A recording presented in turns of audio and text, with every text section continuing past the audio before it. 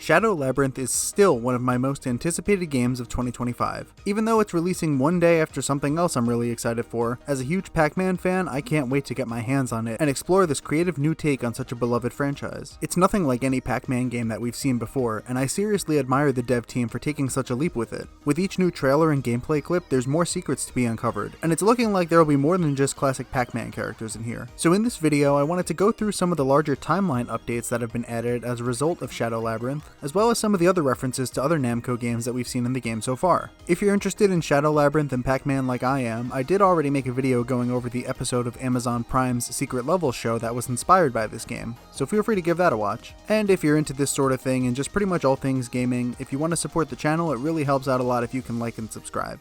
On March 28, 2025, the official website for Namco's United Galaxy Space Force timeline was updated to include Shadow Labyrinth. If you're unaware, this is a canon timeline created by Namco during the development of Galaxian 3. Its whole purpose is to contextualize the game's events and connect Bandai Namco's other space-themed games together. Other series on the list besides Galaxian include Galaga, Mr. Driller, and Ace Combat 3, but more on that later. This update for Shadow Labyrinth is the first update to the website in over 11 years, with the previous update coming in 2014. It's also interesting to note that this is the first and only Pac-Man game so far to be included in the UGSF canon. The Shadow Labyrinth related information we get from the timeline is that the game takes place in the year 3333. And if what I'm about to say makes no sense to you, I definitely recommend you read the timeline for yourself, because it's actually quite fascinating to see all of these games put together like this. We also learned that in 3210, the New Space Order War concluded with Operation Ragnarok. The New Space Order War refers to the unreleased Namco real-time strategy arcade game, New Space Order, which began development in 2004 but was ultimately cancelled in 2009.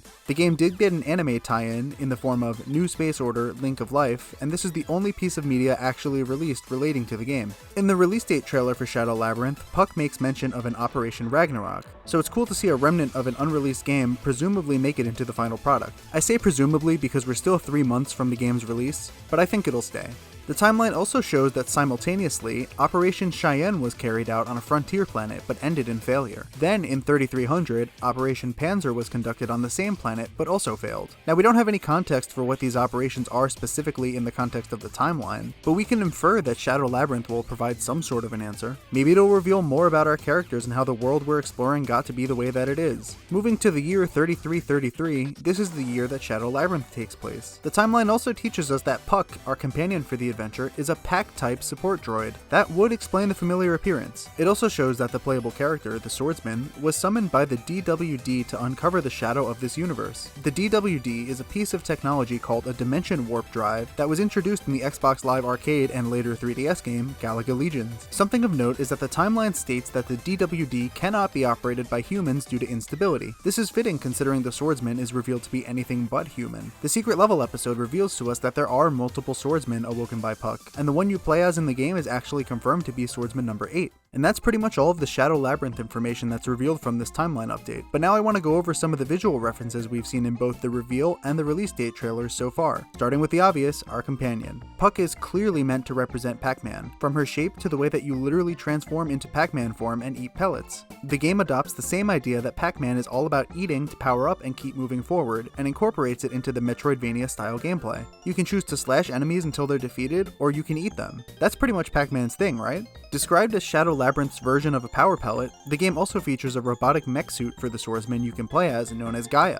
Using Gaia, you can deal lots of damage to tougher enemies and even break through barriers. This is actually a reference to the barriers found in 1982's Super Pac-Man. It sounds like a stretch, but no, I'm not kidding. It's literally stated that this is a reference to Super Pac-Man. Pretty cool. The ghosts from Pac-Man are also set to make an appearance in this game, but not in the way that you'd expect. According to the PlayStation blog, the ghosts are now called the G-Hosts, which is a clever name by the way. The ghosts are featured not as the undead, but rather aliens, parasitic organisms that have taken over other monsters and machines of the planet to create something new and terrifying. These encounters will serve as formidable boss battles fitting for the primary antagonist of the arcade original. You encounter the G-Hosts as twisted boss battles, and in a short gameplay clip we get our first look at Pinky. And another trailer gives us our first look at Clyde. In another video I talked about how Shadow Labyrinth is more than just Pac-Man, but rather a collection of NAMCO references. That's most apparent at this part in the trailer where we see a character ask, "You're Bosconian, aren't you?" This is a reference to NAMCO's 1981 shooter of the same name, Bosconian. Alive! Alive! And referring to to the UGSF Timeline, Bosconian is a codename given to enemy life forms that were discovered by the UGSF. The symbol on the flags in the background of Shadow Labyrinth also appear to represent an enemy base as seen in the game, featuring 6 objects in a circular position. As Puck and the Swordsman are running through a hall showing off the Gaia mech suit, it appears we can just barely make out the logo for the Ace Combat series. Now this could be a stretch and it may just be a triangle for flair, but the timeline updates seem to suggest a stronger connection. With this game being on the UGSF timeline alongside Ace Combat, it's not totally unlikely for this to be a reference. From Dig Dug, we can see 2 enemies in the form of Fygar, the green fire-breathing dragon, and Puka. The Puka enemies start out as just their goggles, a nice nod to their original sprites where they're traveling through dirt and you can only see their eyes. And just like in Dig Dug, you can inflate them and make them explode. And it seems to have the original sound effects too. Phoebe, who we can assume is one of the main antagonists of the game based on her threats, appears to have been influenced by and/or Genesis from the Xevious games. And just as a final note, we have seen the written Xevian language from Xevious multiple times throughout these trailers as well as within the show. So those are all the references to Namco games I could find in the trailers for Shadow Labyrinth. It's so cool to see this game taking place in the larger and pretty much already established chronology of the United Galaxy Space Force. There's a lot to admire here, so who knows what other references they may add. Now admittedly, I'm not the most well versed when it comes to Namco's history, so if there's anything you think I missed, don't hesitate to leave a comment below and let me know. I did a lot of research for this video, but I'm always down to learn something new. It's shaping up to be an interesting take on Pac-Man and Namco as a whole, so I'm really intrigued to see more. If you enjoyed the video, I'd really appreciate a like and subscribe, they both really help me out a lot. And if you're excited for Shadow Labyrinth like I am, check out the video I made analyzing the episode of Secret Level that was based on this game. But for now, that's all I got, and I'll see you guys next time.